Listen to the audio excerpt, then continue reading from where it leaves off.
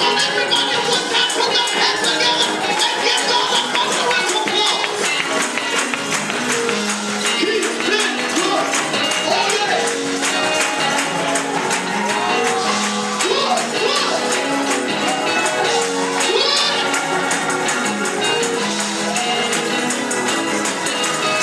When I can't put it in words, and I can't give you all the details,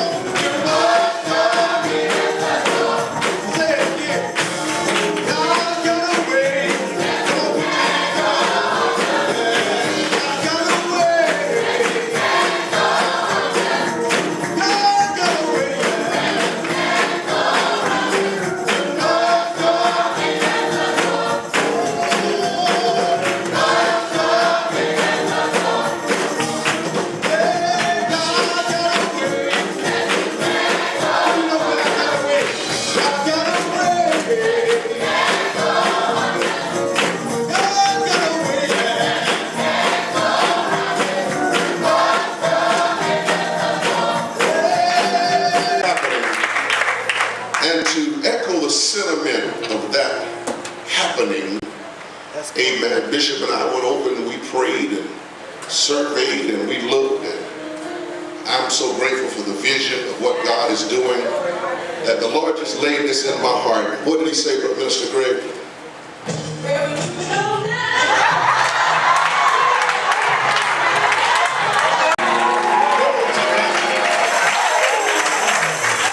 Praise the Lord. I want to share that your leader has been such a tremendous inspiration to the greater guest. For this, there was a feast of the Jews, and Jesus went up to Jerusalem. Now there is at Jerusalem by the sheep market a pool which is called in the Hebrew tongue Bethesda, having 5 porches. In these lay a great multitude of impotent folk, of blind, halt, withered, waiting for the moving of the water. For an angel went down in a certain season into the pool and troubled the water. Whosoever then first after the troubling of the water stepped in was made whole of whatsoever disease he had. And a certain himself away, a multitude being in that place. Afterwards Jesus findeth him in the temple and said unto him, Behold, thou art made whole. Go sin some more. I just want to make sure you're with me. Sin no more, lest a worse thing come unto thee. The man departed and told the Jews that it was Jesus. I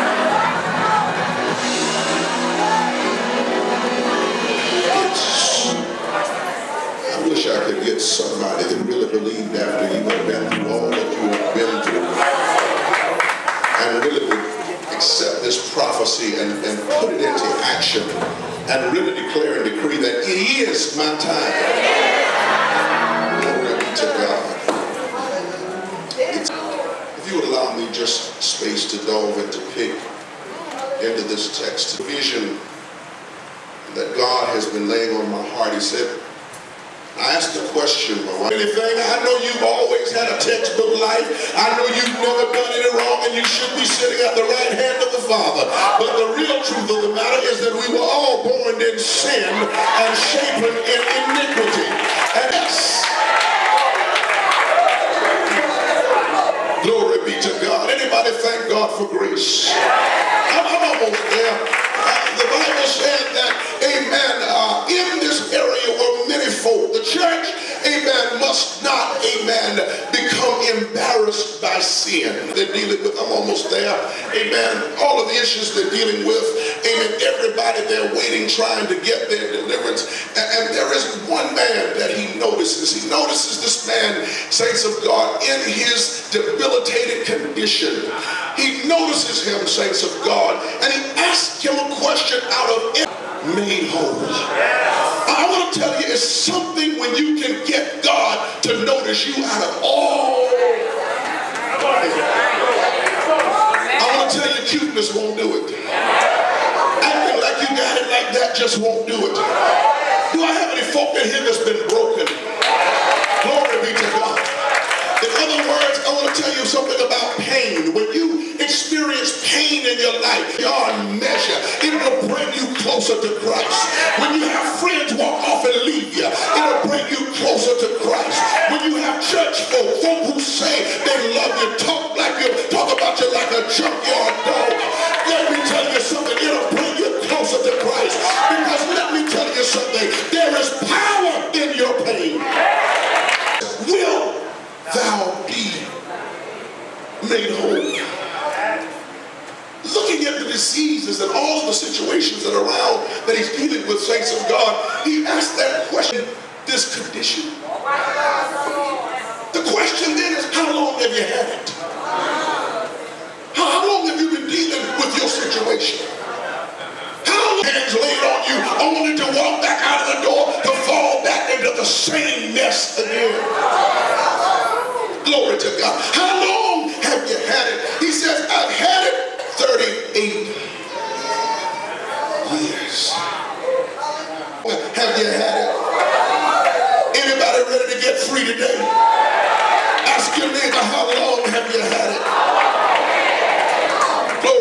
God, do you want to get free or do you want to go into year 39? And he gives the typical response that most people give. Why can't you do something? He said, because each year when the angel troubles the water, somebody steps in front of me. My God, I want to tell somebody today, you step in front of me, you're going to get hurt. Enough. I had to cry, brother. I stayed up at night. I cried so much until I couldn't get tears to come out. My heart has ached so much until I didn't think I would ever make it. Saints of God, you don't know what I've been through. Glory to God. After all I've been through, I still got a praise. I've still got my right mind. I've still got a testimony because the enemy desired to wipe me out. But I want to tell somebody what Satan meant for my God that's been through enough that will reach over and tell your neighbor, don't get in my way. Hallelujah. I've turned my plate up. I've turned it down. I've fasted. I've laid on my face. Saints of God, I did everything. I've come to prayer. I've been faithful. I've been committed. I've lined my life up with the word of God. And you is a liar. I want to tell somebody, stop making excuses. Saints of God, because your excuse will become your problem. And your problem will become your excuse. But I want to tell you about a man that came down through 40 and 2 steps.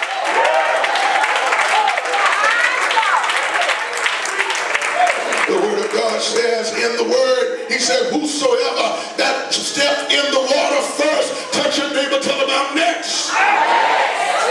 About somebody who understands how to get to God. It is something, saints of God, when you understand music anointing, that's all you understand is music. So you look for the music.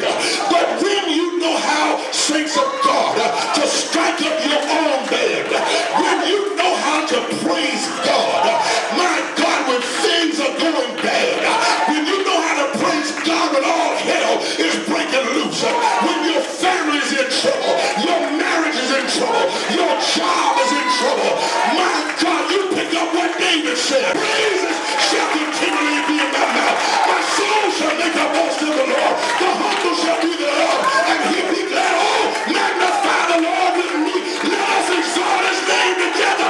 Tell your neighbor, if you don't help me, I can do it by myself. I can do it by myself. Because I understand the power of praise. When Job lost everything, he came to a point in the 14th chapter. He said, the Lord giveth and the Lord taketh away. Bless it. Come on here. You've got to know how to bless God. I'm almost there.